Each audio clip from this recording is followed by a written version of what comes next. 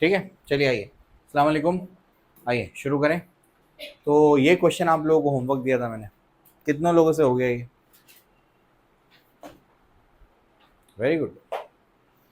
घर पे जाके बुक मत खोलो, कोई सिलेक्शन नहीं होना है तुम्हारा। घर पे जाके जो खुद से काम नहीं कर रहा ना, उसका कोई सिलेक्शन नहीं होना है। आप अपने ख्वाबों ख्यालों में जी रहे हैं कि लेक्चर बैठ के हो जाएगा। अरे लेक्चर बैठ के कैसे होगा? लेक्चर में तो मैंने मेहनत करी है। मेरी मेहनत से तुम्हारा सिलेक्शन कैसे होगा? लेक्चर में तो मैंने मेहनत करी है ना, मैंने तुमको सिखा दिया है। तो मेरी मेहनत से तुम्हारा सिलेक्शन कैसे होगा? तुम्हारा सिलेक्शन तुम्हारी मेहनत से होगा ना। घर पे जाके होमवर्क मत करो, कुछ नहीं होना है, कोई फायदा नहीं है। सब थोड़े दिन में भूल जाओगे तुम, सब वेस्ट है। मैं कितना भी अच्छा पढ़ा लूं, अगर तुम रिवाइज नहीं करते हो सब बर्बाद, सब वेस्ट। घर पे जाके काम करो, वरना दिक्कत होगी तुमको। एक साथ इतना सिलेबस नहीं कर पाओगे तुम। 10वीं नहीं है ये। लास्ट के 2 महीना पढ़ के भी बच्चा 90 ले आता है 10वीं में। 10वीं नहीं है ये। अगर तुम रोज का काम रोज नहीं करोगे तो बैकलॉग होगा, सिलेबस संभाल नहीं पाओगे तुम। ड्रास्टिक चेंज है सिलेबस में। क्या बोला था मैंने? जो एक अलजेब्रा की तुम बुक पढ़ते हो ना, मैथ्स 1 की बुक, वो एक चैप्टर है इधर, एक चैप्टर उतना ही है। समझ रहे हो? चलो आओ सॉल्व करते हो। क्या था सवाल? When a small sphere moves at low speed through a fluid. एक स्मॉल स्फीयर है जो लो स्पीड से जा रहा है एक फ्लूइड के अंदर। फ्लूइड मतलब या तो लिक्विड या तो गैस, उसको फ्लूइड कहते हैं। ठीक है ना? तो मान लो कोई लिक्विड है, उस लिक्विड के अंदर एक छोटा सा स्फीयर है जो मूव कर रहा है। The viscous force F opposing the motion is found to be experimentally depend on radius, velocity and viscosity. एक विस्कस फोर्स होता है जो उल्टे डायरेक्शन में इस पे लगेगा। तो ये विस्कस फोर्स डिपेंड करता है कि इसकी वेलोसिटी कितनी है, स्फीयर का रेडियस कितना है, और साथ साथ में विस्कोसिटी कितनी है इसकी। फ्लूइड कितना गाढ़ा है, वो विस्कोसिटी वो बताएगा, आगे जाके बताऊंगा मैं आपको। ठीक है ना? तो इन 3 चीजों पे डिपेंड कर रहा है। तो कौन कौन सी चीजों पे डिपेंड कर रहा है? डिपेंडेंसी वाला सवाल आ गया है ना? तो क्या बोल रहा है बताओ? अपने को बोलता है फाइंड द फोर्स। ठीक है, फोर्स अपने को पता करना है। कैसे पता करेंगे? बोलो फोर्स क्या होगा? तो बोलो, देखो एक साइंटिस्ट है, वो एक्सपेरिमेंट कर रहा है। कोई उसने लिक्विड लिया, उस लिक्विड के अंदर कोई एक छोटा सा स्फीयर लिया, उसको फेंक दिया। ठीक है ना? अब उस पे जो उल्टे डायरेक्शन में विस्कस फोर्स लग रहा है, तो साइंटिस्ट ने देखा कि जो विस्कस फोर्स है वो स्फीयर के रेडियस पे डिपेंड करता है, वेलोसिटी पे डिपेंड करता है, और विस्कोसिटी पे डिपेंड करता है। 3 चीजों पे डिपेंड करता है। तो कौन सा फॉर्मूला होगा वो अपने को निकालना है। तो मैंने क्या बोला था? एज अ रिसर्च टूल काम आता है, साइंटिस्ट को फॉर्मूला डिराइव करने के काम आता है। तो फोर्स डिपेंड्स ऑन, फोर्स किस पे डिपेंड कर रहा है बोलो? Force depends on radius raise to A, velocity raise to B, और विस्कोसिटी रेस टू सी। इन 3 चीजों पे फोर्स क्या कर रहा है? डिपेंड कर रहा है। कौन से पावर पे कर रहा है नहीं पता, तो मैंने एबीसी पावर ले लिया उन लोगों को। अब वो पावर अपने को निकालना है। ठीक है ना? ये काम करके देता है डायमेंशन। ये पता लगता है एक्सपेरिमेंट से कि अगर रेडियस बदलेंगे तो विस्कस फोर्स बदलेगा, वेलोसिटी बदलेंगे तो विस्कस फोर्स बदलेगा, विस्कोसिटी बदलेंगे तो विस्कस फोर्स बदलेगा, लेकिन कौन से पावर पे वेरी करेगा विस्कस फोर्स, वो नहीं पता लगता एक्सपेरिमेंट से। तो वो डायमेंशंस की हेल्प से निकालते हैं हम लोग। कैसे निकालेंगे आइए इसको समझते हैं।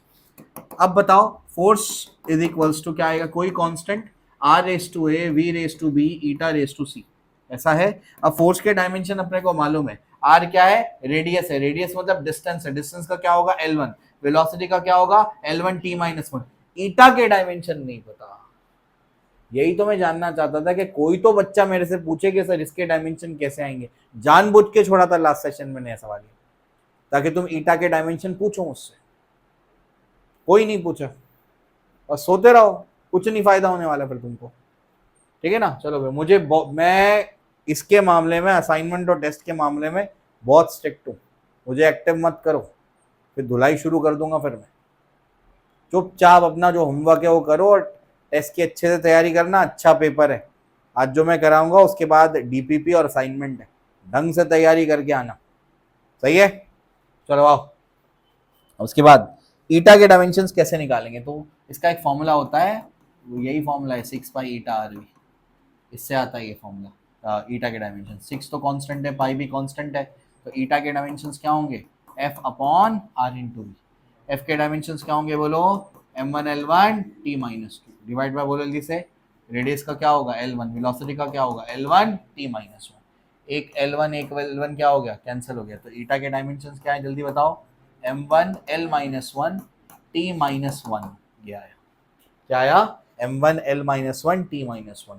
तो यहाँ पर अब क्या लिखना पड़ेगा बताओ जल्दी से, ये हो जाएगा क्या, m1 l1 t minus to, इधर पे क्या होगा जल्दी से बताओ, कांस्टेंट की कोई डायमेंशन होते नहीं है, L1 रेस टू ए, इसका बोलो L1 t minus one raise to B, और ईटा का क्या आएगा, m1 l minus one t minus one, m1 l minus one t minus one raise to C. आगे पता है ना क्या करना है, a को अंदर मल्टीप्लाई, b को अंदर मल्टीप्लाई, c को अंदर मल्टीप्लाई, पावर क्या करो, कंबाइन करो, फिर मैच करो, इक्वेट करो, a b c का वैल्यू निकालो। सही है क्या, अब यहाँ से तुम्हारा काम है, तुम करना ही, चलो कॉपी करो यहाँ तक का, और यहाँ से आगे का फिर होमवर्क है, ट्राई करके आना। चाहिए ये वाले टाइप के क्वेश्चन अभी समझ लो, ये इसमें आखिरी टाइप के सवाल, ये अगर आपको आ गए तो इसके बाद फिर 3-4 डीपीपीज है और फिर आपका असाइनमेंट है, और आपने पीवाईक्यूज वगैरह भी आपको सॉल्व करने हैं, ठीक है ना, ढंग से करके आना, एक भी क्वेश्चन छूटना नहीं चाहिए, कोई भी क्वेश्चन में डाउट नहीं होना चाहिए, ठीक है। चलो आओ शुरू करें। तो इस क्वेश्चन को कैसे सॉल्व करेंगे ध्यान से सुनना। मैंने आपको बताया था कि 7 फंडामेंटल क्वांटिटी और 2 क्या है, सप्लीमेंट्री क्वांटिटी।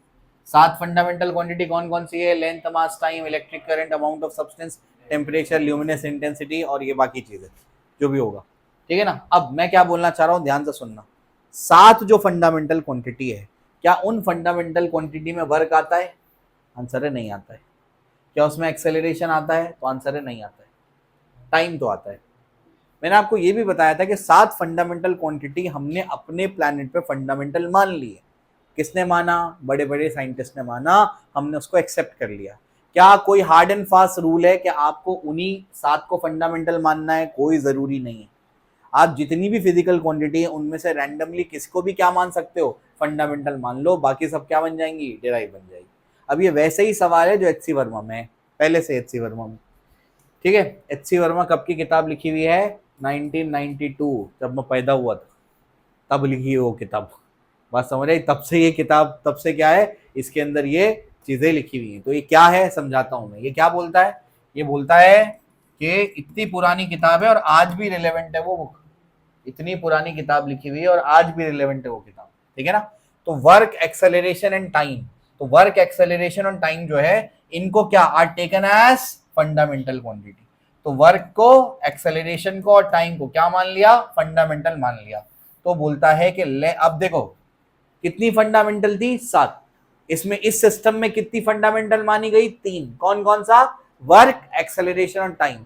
तो इनको छोड़ के बाकी सब क्या बन गया, डिराइव। तो लेंथ भी डिराइव हो गया। तो अपने को पूछा है कि अगर इनको फंडामेंटल मानेंगे तो लेंथ के डायमेंशन क्या होंगे वो बताओ। आइए समझते हैं इसको, देखो ध्यान से। तो बेटा इसको कैसे सॉल्व करने का, पहले तो मैं इसका लॉन्ग कट बताता हूं, क्योंकि हर बच्चा उतना नहीं सोच पाएगा शॉर्टकट में। तो मैं इसका लॉन्ग कट बताता हूं, तो मेथड आपको सीखना ही पड़ेगा। फिर मैं शॉर्टकट भी बताऊंगा कि आसानी से कैसे सॉल्व कर सकते हैं। अब लेंथ डिपेंड करता है, किस पर डिपेंड कर रहा है, वर्क पर डिपेंड कर रहा है, एक्सेलरेशन पर डिपेंड कर रहा है और टाइम पर डिपेंड कर रहा है।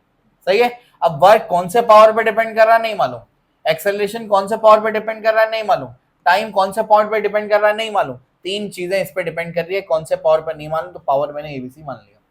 देयरफॉर बेटा लेंथ है तो L इक्वल्स टू कोई कांस्टेंट आ जाएगा, वो स्टेप को ओमिट कर देते हैं, समझ में तो आता है ना, प्रोपोर्शनलिटी की कांस्टेंट आएगा। इसके डायमेंशन क्या होंगे, L1 होंगे। वर्क के डायमेंशन बोलो m1 L2 t-2 whole power पे a। ये क्या है, एरिया नहीं है, ये एक्सेलरेशन है, ये क्या है, एक्सेलरेशन है। एक्सेलरेशन का क्या होगा, L1 t-2 the whole raise to b। ये क्या है, टाइम है, तो t1 the whole raise to c। क्या तुम लोग के भेजे में जा रहा है। अब पावर को अंदर भेजो जल्दी से, इधर पे बोलो L1, इधर पे बोलो पावर क्या होगा, m raise to a, L raise to 2a, t raise to -2a। इधर पे बोलो क्या होगा, L raise to b, t raise to -2b। इधर पे क्या होगा, t रेस टू c। अब सबको कंबाइन करो, यहाँ लिखो m0 L1 t0। इधर पे क्या होगा, m का कुछ है क्या, नहीं, तो m a आएगा। L के पावर में देखो 2a b, हाँ 2a आ रहा है और b आ रहा है, क्या लिखूं, बोले ली से L raise to 2a plus b। दोनों का बेस सेम, बीच में मल्टीप्लाई, तो पावर क्या होंगे, ऐड होंगे। t का जल्दी से चेक करो, t के 3 अपने को पावर नजर आ रहे हैं। t रेस टू क्या होगा, -2a -2b प्लस c। क्या तुम लोग को समझ आ रहा है। इधर m का पावर क्या है बेटा, 0, उधर m का पावर a, तो ए का वैल्यू क्या आया, 0 आया। इधर एल का पावर क्या है बेटा, 1, उधर एल का पावर क्या है, 2a प्लस बी, तो 2a प्लस बी किसके बराबर आया, 1 के बराबर आया। इधर टी का पावर क्या है, 0, उधर टी का पावर क्या है, -2a माइनस 2b प्लस सी, किसके बराबर, 0 के बराबर। ए का वैल्यू तो 0 आ गया, ए का वैल्यू 0 पुट करो तो बी का वैल्यू क्या आ जाएगा, 1 आ जाएगा। अरे इतना तो आ जाएगा ना, ए का वैल्यू 0 पुट करो, ए का वैल्यू 0 पुट करो, ये तो खत्म हो गया। -2 into 1 plus C is equal to क्या आ गया, 0 आ गया। तो सी का वैल्यू क्या आया बोलो, +2 आ जाएगा। ये -2 है, उधर जाके क्या होगा, +2, तो सी का वैल्यू 2 आ गया। तो फाइनल एक्सप्रेशन क्या बना, जल्दी बताओ, फाइनल एक्सप्रेशन क्या बना, therefore L is equal to कोई constant W raise to A था, ए का वैल्यू क्या है, 0, मतलब वर्क पे डिपेंड नहीं कर रहा। उसके बाद एक्सेलरेशन था, रेस टू क्या था, बी था, बी का पावर क्या है, 1, और टाइम रेस टू क्या था, सी था, तो टी का पावर क्या आएगा, 2। तो L is equals to W0 A1 T2, ये बनेंगे इसके डायमेंशन। क्या आपको बात समझ आई? तो अगर दूसरी क्वांटिटीज को भी फंडामेंटल मान लिया जाए तो बाकी क्वांटिटीज के भी डायमेंशन लिखे जा सकते हैं, समझे? ये है बेसिक मेथड, मेथड 1। अब मैं आपको मेथड 2 बताता हूँ उसका। वो शॉर्ट मेथड है, लेकिन उतना भेजा चलाने के लिए तुमको 2 साल रगड़ के फिजिक्स करना पड़ेगा। अच्छी खासी तुमने अगर प्रैक्टिस करी है तो तुम क्विकली निकाल लोगे उसको। मेथड 2 भी बताता हूँ उसका। चलो चलो मेथड 2 देखते हैं अभी कि मेथड 2 क्या कहता है। मेथड 2 में क्या है कि देखो वर्क है, अब इसमें भेजा चलाना पड़ेगा और आपको फिजिक्स का प्री नॉलेज होना चाहिए। वर्क है, एक्सेलरेशन और टाइम है, और लेंथ के डायमेंशन निकाल लें। एक्सेलरेशन वर्क टाइम को रिलेट करने वाला मुझे एक फॉर्मूला नजर आता है, work done is equal to force into displacement. ये फॉर्मूला है ना, force into displacement, work done का यही फॉर्मूला होता है। ये फॉर्मूला एक्चुअल नहीं है, वर्क डन का formula integration of F bar dot D R बार, वो आगे पढ़ाऊंगा मैं। तो अभी आपके लिए अभी 9th लेवल के हिसाब से क्या फॉर्मूला है, force into displacement, displacement is length L. लेकिन मुझे फोर्स नहीं चाहिए, मुझे क्या चाहिए, एक्सेलरेशन चाहिए। फोर्स को क्या लिखेंगे बेटा, मास इनटू एक्सेलरेशन, ठीक है। वर्क आ गया, एक्सेलरेशन आ गया, टाइम की कमी है और मास एक्स्ट्रा है ना, तो मास को पहले हटाना पड़ेगा। मास को कैसे हटाएंगे, तो आपको ये पता होना चाहिए, आइंस्टाइन की एक इक्वेशन है, वो इक्वेशन है E is equals to mc², mass energy relation बोलते हैं उसको। तो मास क्या होगा यहाँ से, E/c², जो एनर्जी है वही वर्क डन है, आगे समझाऊंगा मैं वो। तो यहाँ पर क्या लिख सकते हैं इसको, वर्क डन डिवाइड बाय क्या हो जाएगा, c²। तो मास की जगह क्या लिख सकते हैं, वर्क डन डिवाइड बाय क्या होगा, c²। तो यहाँ वर्क डन आ गया, इंटू एक्सेलरेशन है, इंटू ए लेंथ है। लेंथ चाहिए, देखो लेंथ चाहिए, एक्सेलरेशन चाहिए, वर्क चाहिए और टाइम चाहिए, ये चीजें चाहिए। लेंथ है, एक्सेलरेशन है, वर्क डन है। वर्क डन तो यहाँ से खत्म हो जाएगा, कैंसिल हो गया ना, वर्क डन कैंसिल हो गया। तो अब क्या करना पड़ेगा, यहाँ पर देखो एक, ये सी क्या है, वेलोसिटी ऑफ लाइट है, ये क्या है, वेलोसिटी ऑफ लाइट। तो बेसिकली है क्या वो, वेलोसिटी। वेलोसिटी क्या होता है जल्दी से बताओ, वेलोसिटी क्या होता है, अरे डिस्प्लेसमेंट अपॉन टाइम होता है। यानी जो वेलोसिटी है उसको L/T लिखा जा सकता है। Velocity c, displacement is l, time is t, है ना। तो यहाँ पर इसको c² को इधर भेज देता हूँ मैं, a इंटू एल हो गया। यहाँ तक क्लियर है? अब देखो ध्यान से, इसको क्या लिखूंगा बोलो मैं, c की जगह क्या होगा, L/T उसका स्क्वायर, L²/T², क्या मिलेगा, एक्सेलरेशन इंटू लेंथ। सही है क्या? अब बताओ जल्दी से, एक L कैंसिल, क्या बचा जल्दी से बताओ, जल्दी। L is equals to a into क्या बचा, t², a इंटू t²। तो L के डायमेंशन क्या है, एक्सेलरेशन रेस टू 1 और टाइम रेस टू, एक्सेलरेशन को क्या बोला है, कैपिटल ए ना, तो कैपिटल ए रेस टू 1 और टाइम रेस टू 2। वर्क में कुछ आया क्या, नहीं, वर्क रेस टू 0। चेक कर लो आंसर, सही है ना।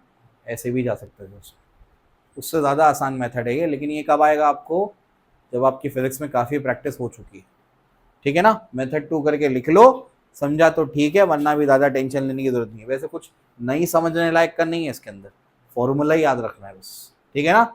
लेकिन इतना तुम दिमाग चला पाओ देखो एग्जाम में। चलिए अगले सवाल पे चलते। अगला सवाल क्या कहता है बेटा, अगला सवाल फिर से वैसे ही है।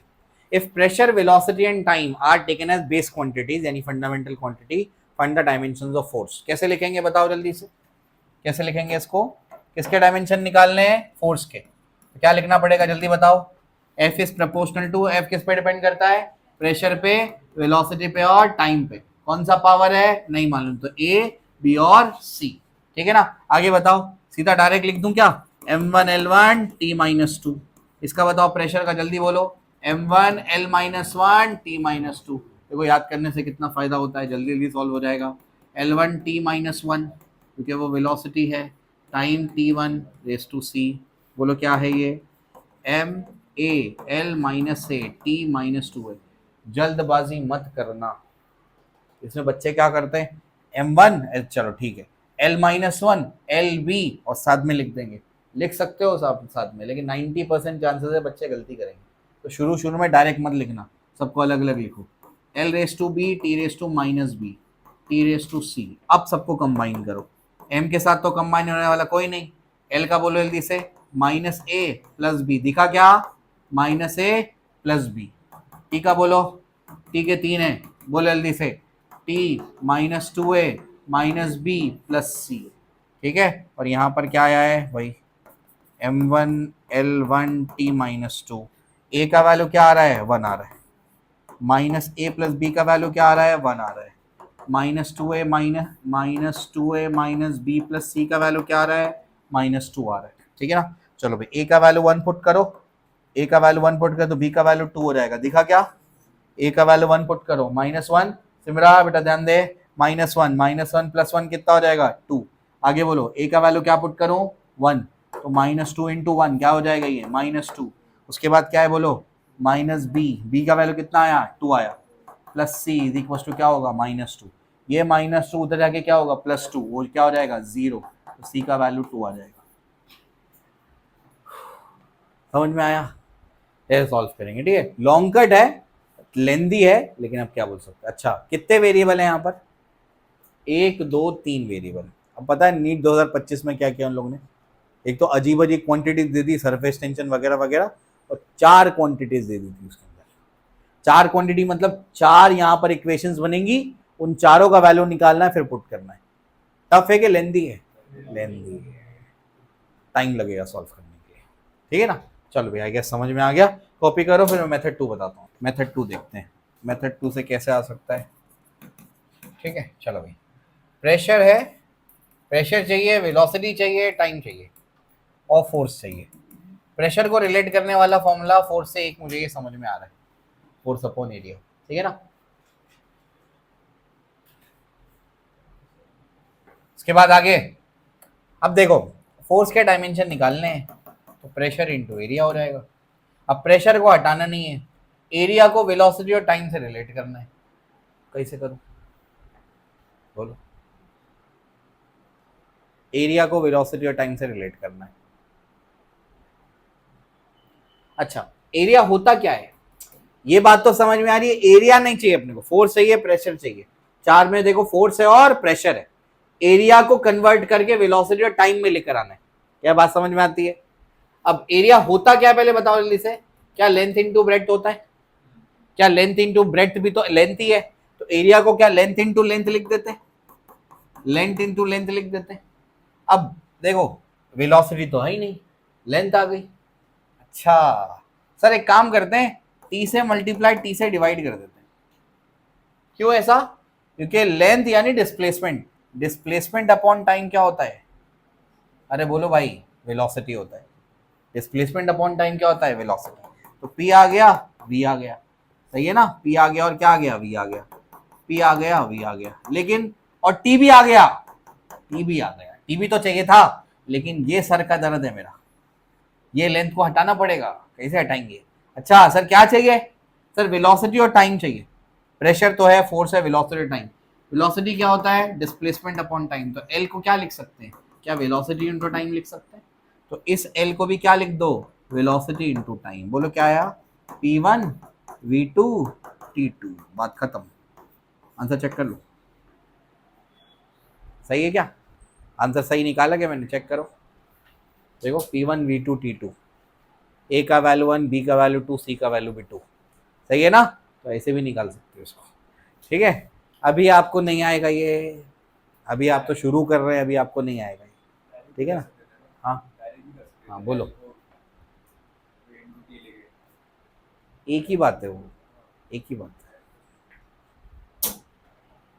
नया सोचोगे तो तुमको मना करूंगा कि मत सोचो, तुम तो नया सोचो, तुमको सोचना चाहिए नया, अपनी क्रिएटिव थिंकिंग को यहाँ पर बताओ कि तुम नया क्या सोच पा रहे हो।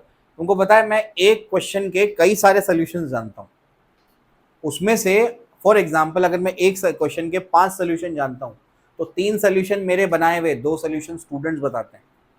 सर ऐसा भी तो कर सकते हैं ना इसको, कोई ना कोई क्लास में बच्चा होता है जो बताता है कि सर ऐसा भी तो सॉल्व कर सकते हैं, ऐसा भी तो कर सकते हैं। ऐसे बैचेस को भी पढ़ा चुका हूं मैं जो नए नए सोल्यूशंस बताते थे कि ऐसे भी सॉल्व हो सकता है। बात समझ आई? ऐसा ठीक है, तो तुम सोचो कुछ नया। ठीक, चलो ऐसे ये भी आपको समझा दिया मैंने। अब उसके बाद क्या है, ये अपने पास है If force acceleration in time are taken as fundamental quantities, then find the dimensions of length. ऐसा क्वेश्चन कर लिया क्या पहले? फोर्स एक्सेलरेशन टाइम नहीं, टाइम नहीं, वर्क एक्सेलरेशन टाइम था ना वो। यहाँ पर किसको फंडामेंटल माना है? फोर्स एक्सेलरेशन और टाइम को। तो किसके डायमेंशंस निकालने? लेंथ के। आ जाएगा सॉल्व करने? चलो स्टार्ट। जो बच्चे को लगता है कि मैं शॉर्ट वाले मेथड से कर सकता हूं वो शॉर्ट मेथड से ट्राई करो। जिस बच्चे को लगता है मैं शॉर्ट मेथड से कर लूंगा इसको, ट्राई करो, डायरेक्ट आंसर निकाल के बताओ। कोई नया फॉर्मूला नहीं लगेगा, बेसिक फॉर्मूले ही लगेंगे उसके अंदर। चलो बेटा आओ देखते हैं।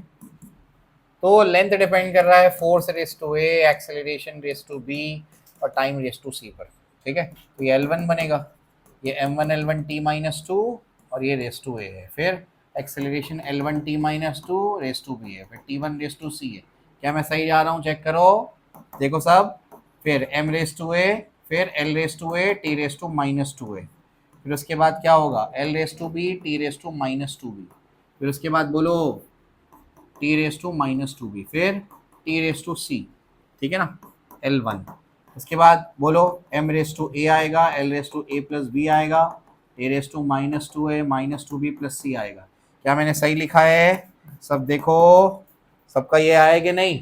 अब A का वैल्यू कितना आया? 0 आया। A प्लस बी का वैल्यू 1 आया। Minus two A minus two B plus सी का वैल्यू 0 आया। सही है, A का वैल्यू क्या है बेटा? 0 आया। A0 पुट कर दो, B का वैल्यू क्या हो जाएगा? फिर 1 हो जाएगा। A का वैल्यू 0, B का वैल्यू 1, A का वैल्यू 0, B का वैल्यू 1 प्लस C 0, C का वैल्यू कितना आया? 2 आया। ठीक है, फाइनल आंसर क्या आएगा बोलो? L के डायमेंशन क्या आएंगे? F रेस टू A है वो, F raise to 0, acceleration raise to 1 और टाइम रेस टू 2। सही है, ये आएंगे डायमेंशंस के। ठीक है, शॉर्ट मेथड क्या होगा अभी बताता हूँ, जिनका नहीं हुआ पहले कॉपी कर लो। अब क्या मेथड 2 से देखते हैं कि कैसे आ सकता है ये। ठीक है, मेथड 2 को चेक करते हैं। मेथड 2 ट्राई करो, आता है तो ठीक है, नहीं तो कोई बात नहीं, ट्राई कर लेते हैं। देखो फोर्स चाहिए, फोर्स चाहिए, एक्सेलरेशन चाहिए, टाइम चाहिए और लेंथ चाहिए। बातें मत करो, यहां पर ध्यान दो। अब फोर्स और एक्सेलरेशन दिखते साथ ही तुम्हारे दिमाग में एक फॉर्मूला क्लिक होना चाहिए, क्या? Mass into acceleration. तो F इज इक्वल टू क्या होगा? M इनटू A होगा। अब बेटा मास नहीं चाहिए, फोर्स चाहिए। देखो F चाहिए, A चाहिए, T चाहिए और L चाहिए। तो F और A तो अरेंज होता हुआ नजर आ रहा है, मास को हटाना पड़ेगा। मास को कैसे हटाएंगे? अभी बताया था मैंने, E is equal to MC square, वहां से लिख दो तो क्या हो जाएगा बोलो? E by C square into acceleration into force. ठीक है ना, एनर्जी जो होता है वही वर्क डन होता है, एनर्जी जो होता है वही तो वर्क डन होता है भाई। सी स्क्वायर को क्या वी स्क्वायर लिख दूं? एक ही बात है, एक ही बात है, वेलोसिटी है वो। तो ताकि जो नोटेशन है तो फेमिलियर हो वो लिख रहा हूँ। एनर्जी तो वर्क डन होता है, वर्क डन क्या होता है बेटा? फोर्स इंटू डिस्प्लेसमेंट होता है। तो एफ इंटू एल होता है, एल नहीं था ना, एल तो चाहिए था, डिवाइड बाय क्या हो जाएगा? We square. वी को क्या लिख सकते हैं जल्दी बोलो? अरे वी को क्या लिख सकते हैं बोलो? वी को क्या लिखेंगे? वेलोसिटी क्या होगा? Displacement upon time. सही है क्या? Displacement upon time. तो क्या होगा बोलो? एल स्क्वायर, स्क्वायर करेंगे ना, एल स्क्वायर इंटू क्या हो जाएगा? T square. भेजे में गया, इंटू ए भूलने का नहीं है। ठीक है, चलो भाई सही लिखा ना मैंने सब। देखो वर्क डन को एफ इंटू एल लिख दिया, इसको L square by T square लिख दिया। ए अपने एक एल क्या हो गया? कैंसिल। एफ एफ क्या हो गया? कैंसिल। ए एल बचा ना, एल को इधर भेज दो तो क्या बचा बोलो? टी स्क्वायर इंटू ए। सही है, तो एल के डायमेंशन क्या है बोलो? F0, A1 और T2। चेक करो सही निकालेगा। F0, A1, T2 चेक करो। सही आया क्या?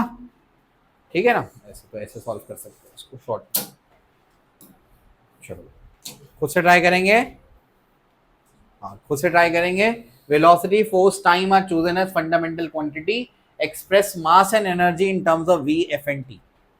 मास भी पता करना है और एनर्जी भी पता करनी है। तो कैसे स्टार्ट करेंगे, इनिशिएट करके देता हूं।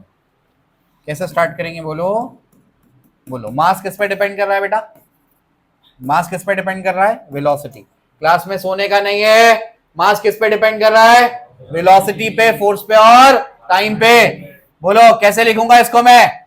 बोलो मास इज प्रोपोर्शनल टू क्या आएगा जल्दी? v raise to a, f raise to b और टाइम रेस टू c। फिर प्रोपोर्शनलिटी हटेगी, डायमेंशन लिखेंगे, कंपेयर करेंगे, आंसर लिखेंगे। सेकेंड पार्ट में क्या करना है? एनर्जी किस पे डिपेंड कर रही है जल्दी? किस पे डिपेंड कर रही है? Velocity, v raise to a, f raise to b, time raise to c।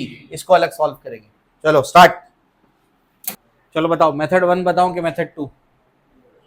Method 2 बताओ, मेथड 1 तो आ गया। ठीक है चलो भैया मेथड 2 से सीख लेते हैं इसको। अब देखो, अब क्या चाहिए मेथड 2 में? तो सब लिखने की जरूरत नहीं है। क्या चाहिए? वेलोसिटी चाहिए, वेलोसिटी चाहिए, फोर्स चाहिए, टाइम चाहिए और मास चाहिए। पहले में तो ये चाहिए। फोर्स और मास नजर आ गया मुझे, तो फोर्स इज इक्वल टू क्या लिखूंगा मैं? Mass into acceleration. मुझे कुछ याद नहीं है, तुम्हारे सामने बना करके सॉल्व कर रहा हूं। आता है तो ठीक है, वरना मेथड 1 अपने पास है। ठीक है, फोर्स और मास अपने पास दिख गया। अब फोर्स चाहिए, मास चाहिए, एक्सेलरेशन नहीं चाहिए बेटा। एक्सेलरेशन नहीं चाहिए। एक्सेलरेशन का फॉर्मूला होता है change in velocity upon time, यानी शॉर्ट में वेलोसिटी अपॉन टाइम, यही होता है। तो acceleration is equal to mass into velocity divided by time. अच्छा, फोर्स चाहिए, मास चाहिए, वेलोसिटी चाहिए और टाइम चाहिए, सारी चीज अरेंज हो गई। किसके डायमेंशन निकालने थे? मास के। तो मास के क्या होंगे? F into T divided by V. बोलो मास के डायमेंशन क्या होंगे जल्दी बोलो? F1 T1 V-1। बस समझ आई? AIPMT 2014 का सवाल है ये। जितने क्वेश्चन इससे पहले कराए वो टफ थे, ये तो और आसान है। ठीक है ना? चलो भाई आगे इसको देख लेते हैं, इसको कैसे सॉल्व करेंगे। देखो बेटा क्या चाहिए इसके अंदर? अब क्या चाहिए बताओ? अब अपने को चाहिए वेलोसिटी चाहिए, फोर्स चाहिए, टाइम चाहिए और क्या चाहिए? एनर्जी चाहिए। एनर्जी जहां दिखा वहां क्या लिखने बोला मैंने? वर्क। वर्क लिखना है। तो वेलोसिटी चाहिए, फोर्स चाहिए, टाइम चाहिए और वर्क चाहिए। फोर्स और वर्क का रिलेशन मालूम है मुझे। Work done is equal to क्या होता है? फोर्स इनटू डिस्प्लेसमेंट होता है। सही है क्या? चलो ये समझ में आता है। अब डिस्प्लेसमेंट क्या होगा? वेलोसिटी इनटू टाइम होगा। तो F into velocity into time. इसके डायमेंशन निकालने, एनर्जी यानी वर्क के। तो आ गया ना? आ गया। तो वर्क के डायमेंशन क्या है बोलो? F1 V1 T1, खत्म। ठीक है ना? तो आसान है। चलो अभी कैसे समझ में आ गया मेथड 2 कैसे सॉल्व करेंगे। लिमिटेशंस इसके बता देता हूं मैं आपको, क्या क्या लिमिटेशंस है। और एक स्लाइड रह गई है जिसको मैंने आगे शिफ्ट किया हुआ है। नया एडिशन जो अभी तो पुराना एडिशन में करा रहा हूँ, उसमें कुछ चेंजेस किए मैंने नए एडिशन के अंदर। तो नए एडिशन के अंदर सर कहाँ है बतानी है जो रह गई आगे। डायमेंशंस वगैरह के फॉर्मूले लिख लेना, डेफिनेशन लिख लेना जो मैंने आपको।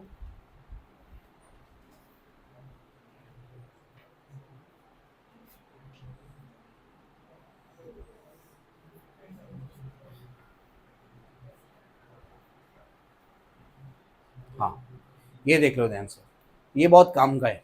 ठीक है ना? Set of quantities having same dimension, वो सेट ऑफ क्वांटिटीज जिन सबके डायमेंशन सेम है। देख लो स्ट्रेन हो गया, ये सब मिला करके यहाँ पर मैंने सब ऐड करके रख दिया। ठीक है ना? जहां पर सबसे बेटर था वहां से मैंने ऐड करके रख दिया है। तो स्ट्रेन हो गया, रिफ्रैक्टिव इंडेक्स हो गया, रिलेटिव डेंसिटी हो गया, एंगल हो गया, सॉलिड एंगल हो गया, फेज हो गया, डिस्टेंस ग्रेडियंट हो गया। और डिस्टेंस ग्रेडियंट अलग अलग नहीं हो, डिस्टेंस ग्रेडियंट हो गया, रिलेटिव परमिबिलिटी, रिलेटिव परमिटिविटी, ये सब के सब अपने पास। परमिएबिलिटी नहीं है वो, क्या लिखा है? रिलेटिव परमिएबिलिटी, समझे? Relative density, relative permeability, relative permittivity, इन सबके डायमेंशन क्या है? Zero, dimensionless. समझ में आता है? रिलेटिव वेलोसिटी, रिलेटिव एक्सेलरेशन और रिलेटिव डिस्प्लेसमेंट का भी डायमेंशन फिर क्या आएगा? जीरो नहीं आएगा। गड़बड़ मत करना, मैंने बोला था क्लास में ही, ठीक? गड़बड़ नहीं करना उसमें। ठीक है, angle of contact, Reynolds number, coefficient of friction, etcetera etcetera, mechanical equivalent of heat, susceptibility, बाकी सब यहाँ पर लिखे हुए हैं। मोमेंटम इंपल्स के सेम होते हैं।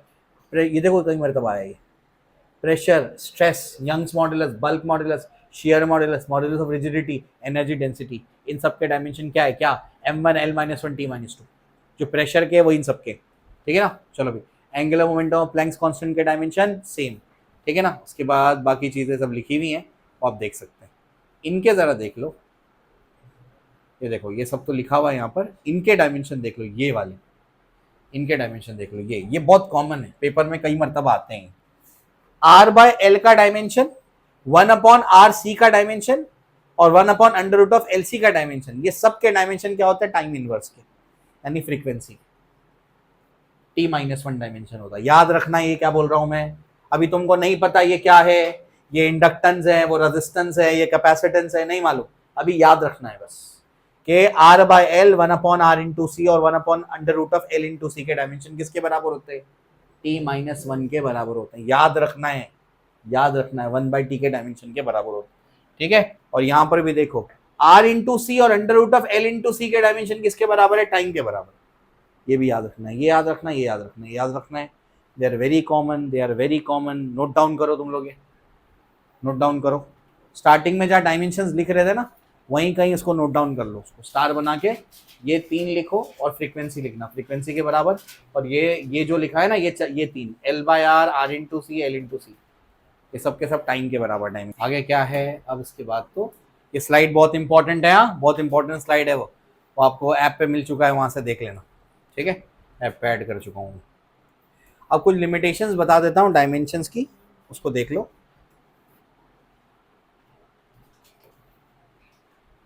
लिमिटेशंस, पेज नंबर 91, उसकी लिमिटेशंस पे सवाल आते हैं पेपर में, ध्यान से अच्छे समझो उसको, ठीक है। लिमिटेशंस क्या है, ये सिर्फ एक एम्पिरिकल फॉर्मूला देता है, एक्चुअल फॉर्मूला नहीं देता, कॉन्स्टेंट्स वगैरह का अपने को वैल्यू नहीं देता, ठीक है। मैं समझाता हूँ थोड़ा सा, क्या बोलता है ये, जैसे वो जो फॉर्मूला हम लोग डिराइव कर रहे थे, F is proportional to r(a), v(b), eta(c), ये फॉर्मूला हम लोगों ने डिराइव किया, तो आपको इसका जब सॉल्व करेंगे ना आप, तो आएगा कांस्टेंट r1 v1 eta1, ये आंसर आएगा इसका, सबका पावर 1 आएगा, उसमें कैलकुलेट करके देख लेना आप, ठीक। लेकिन प्रॉब्लम इसमें क्या है, प्रॉब्लम ये है कि ये तो बता देता है ये कि फोर्स इस पे ये पावर पे डिपेंड कर रहा है, इस पे ये पावर पे और इस पे ये पावर पे, लेकिन प्रोपोर्शनलिटी हट करके जो कांस्टेंट आएगा, तो कांस्टेंट का वैल्यू फाइंड आउट करके नहीं देता ये, बात समझ आई। तो डायमेंशनल एनालिसिस आपको इस कांस्टेंट का वैल्यू फाइंड आउट करके नहीं देते, ये आपको दूसरे एक्सपेरिमेंट से पता करना पड़ता है। तो ये इसका एक लिमिटेशन है कि फॉर्मूले में ये तो बता देता है कि ये क्वांटिटी इस पे इस पावर पे डिपेंड कर रहा है, इस पे इस पावर पे डिपेंड कर रहा है, इस पे इस पावर पे डिपेंड कर रहा है, लेकिन प्रोपोर्शनलिटी हट करके जो कांस्टेंट आएगा, उस कांस्टेंट का वैल्यू निकाल करके नहीं देता है। तो ये एग्जैक्ट फॉर्मूला नहीं दे रहा है, तो जो आधा अधूरा फॉर्मूला दे रहा है उसको बोलते हैं एम्पिरिकल फॉर्मूला, जो एक्सपेरिमेंट से पता किया गया, एम्पिरिकल फॉर्मूला कहते हैं उसको, मतलब सिंपलेस्ट फॉर्म। अभी सिखाऊंगा केमिस्ट्री के अंदर 2 चीजें होती हैं, मॉलिक्यूलर फॉर्मूला और एम्पिरिकल फॉर्मूला, तो उसका बस सिंपलेस्ट फॉर्म बता करके देता है। समझ में आया, कांस्टेंट का वैल्यू डिटरमाइन नहीं करता कौन, डायमेंशनल एनालिसिस। इसके बाद आगे, dimensional analysis doesn't give information about some number, कौन सा नंबर, वो कांस्टेंट। अभी देखो, this method is useful only when a physical quantity depend on other quantity by multiplication and power relation. मतलब क्या, अब तक जितने भी फॉर्मूले हमने डिराइव किए इस मेथड से, हम लोग ने पावर पता किए, हमने यही बोला कि भाई जैसे टाइम पीरियड है इस प्रोपोर्शनल टू l(a) g(b), ऐसे लिखा, कांस्टेंट तो पता करेगा नहीं, वो कांस्टेंट तो पता करेगा नहीं। और अगर देखो, और इसमें क्या लिखा है, देखो मल्टीप्लिकेशन है, क्या लिखा है, मल्टीप्लिकेशन, यानी ये उन्हीं फॉर्मूले को डिराइव करके देता है जिन फॉर्मूले में या तो मल्टीप्लिकेशन या तो डिवीजन आ रहा है। अगर कोई फॉर्मूला है जैसे v = u + at, इस फॉर्मूले को ये मेथड से डिराइव नहीं कर सकते, उन्हीं फॉर्मूले को डिराइव कर सकते हैं जिन फॉर्मूले में या तो मल्टीप्लिकेशन आ रहा है या तो डिवीजन आ रहा है। समझ में आती है बात क्या बोल रहा हूं मैं, प्लस या माइनस वाला अगर फॉर्मूला है तो वो इस मेथड से डिराइव नहीं हो सकता। क्या 2 लिमिटेशन समझ आए, लिमिटेशन ही खामियां, ड्रॉबैक। तो क्या खामी है इसके अंदर, बोलो सबसे पहले, बोलो, कांस्टेंट का वैल्यू डिटरमाइन नहीं करके देता है। दूसरा खामी क्या है इसके अंदर, दूसरा लिमिटेशन क्या है, सिर्फ मल्टीप्लीकेशन और डिवीजन वाले फॉर्मूले ही डिराइव करके देगा ये, बाकी जो फॉर्मूले है प्लस वाले माइनस वाले उनको डिराइव नहीं कर सकता ये इसका लिमिटेशन है, ठीक है ना। If it fails if a physical quantity depends on sum or difference of two quantities, जैसे ये फॉर्मूला वो डिराइव नहीं कर सकता, क्यों, प्लस आ रहा है उसमें, नहीं डिराइव कर सकता वो, ठीक है ना। This method will not work if a quantity depends on other quantity as sine and cosine, logarithm, or exponential relation. The method works only if dependence is by power function. Power function पे dependence होगा, अगर फॉर्मूले में log आ रहा है, exponential term आ रहा है, तो उसको डिराइव नहीं कर सकता। जैसे आपको रेडियो एक्टिविटी का लॉ पढ़ाऊंगा मैं, as n is equal to n naught e raise to minus lambda t, ये फॉर्मूला पढ़ाऊंगा मैं, ये फॉर्मूला डिराइव नहीं कर सकता, क्यों, क्योंकि इसके अंदर क्या आ रहा है, एक्सपोनेंशियल टर्म, उसका डायमेंशन क्या लिखोगे तुम, इससे इक्वेट भी कर दोगे तो इसका डायमेंशन क्या लिखोगे तुम, e raise to minus lambda t पूरे का डायमेंशन क्या लिखोगे तुम, नहीं आएगा लिखने के लिए। तो अगर इसके अंदर साइन, अगर फॉर्मूले में साइन, जैसे F is equal to Q V B sine theta, force on a particle in a magnetic field, तो उसमें साइन थीटा आ रहा है, उस फॉर्मूले को डिराइव नहीं कर सकता। बात समझ में आई, सिंपल क्वांटिटीज जो है अगर उसके पावर फंक्शन है उन्हीं को डिराइव करके दे सकता है। In mechanics we equate power of MLT, hence we get only 3 equations, so we can have only 3 variables, only 3 dependent variable, 3 dependent quantities. तो dimension analysis will work only if quantity depends on 3 parameters, not more than that. क्या मतलब हुआ इसका, जैसे कोई quantity है, physical quantity, वो depend कर रही है मास पे, लेंथ पे, टाइम पे और इलेक्ट्रिक फील्ड पे, है ना। मान लो ये फोर्स है, ऐसे मान लो, इक्वेट जब करोगे तो मास का पावर इससे इक्वेट करोगे, लेंथ का पावर इससे इक्वेट करोगे, टाइम पीरियड का पावर, टाइम का पावर इससे इक्वेट करोगे, इलेक्ट्रिक फील्ड को किससे इक्वेट करोगे, वो तो आता ही नहीं है इसके। तो मैकेनिक्स में सिर्फ 3 वेरिएबल अगर होंगे तो उनसे क्या कर सकते हैं, उनके पावर को इक्वेट करके निकाल सकते हो, लेकिन अगर कोई और चीज पे डिपेंडेंस आ गई तो उसको फिर इक्वेट नहीं कर सकते, फिर गड़बड़ हो जाएगी। बात समझ आई, बहुत ही लिमिटेड मेथड है, as a research tool use होता है, लेकिन फुल फ्लेजेड वे में नहीं होता, बहुत लिमिटेड यूज है इसका, ठीक है ना। चलो भाई, लेकिन अपने सिलेबस में है तो अपने को तो पढ़ने का है, ठीक है ना। आप बोले क्यों पढ़ाने का, क्यों पढ़ाने का, ये सब जब यूज ही नहीं होता है तो क्यों पढ़ाने का। तो ABCD क्यों पढ़े तुम, आज तो इतनी हाई लेवल की इंग्लिश हो गई है, मत पढ़ो ABCD, पढ़ना पड़ेगा ना, उसके बगैर आगे की इंग्लिश समझेगी नहीं, तो पढ़ना पड़ेगा ये, है ना, ऐसा है। चलो कोई कॉपी करो। इसके बाद बिगिनर्स बॉक्स 2, ये सब आज ही का होमवर्क है, बिगिनर्स बॉक्स 2। उसके बाद डायमेंशंस के पूरे सवाल 24 से लेके 51 तक, 24 to 51 सारे क्वेश्चंस, एक एक क्वेश्चन इंपॉर्टेंट है इसका, ठीक है। चलो भाई 24 to 51, तो ये ऐप पे ये PDF अपलोडेड है, वहां से इसको ओपन करो और सॉल्व करना इसको, ठीक है। अच्छा सुनो, अब significant figures, rounding off, order of magnitude, ये केमिस्ट्री में भी है, केमिस्ट्री में भी है ये। केमिस्ट्री में जो सेकेंड चैप्टर है स्टेट बोर्ड के हिसाब से, इंट्रोडक्शन टू एनालिटिकल केमिस्ट्री, उसके अंदर ये पार्ट है, तो इसको मैं यहीं सिखा दूंगा, वापस केमिस्ट्री में नहीं सिखाऊंगा उसको यहीं पढ़ा दूंगा मैं आपको, ठीक है ना। तो ये हम लोग मंडे को सीखेंगे इंशाल्लाह। 100 पेजेस खत्म, सेंचुरी हो गई, अब आधा अपना चैप्टर बचा है, ठीक है। चलो भाई आगे आगे चैप्टर आगे सीखेंगे, ठीक है। चलो भाई, एक बहुत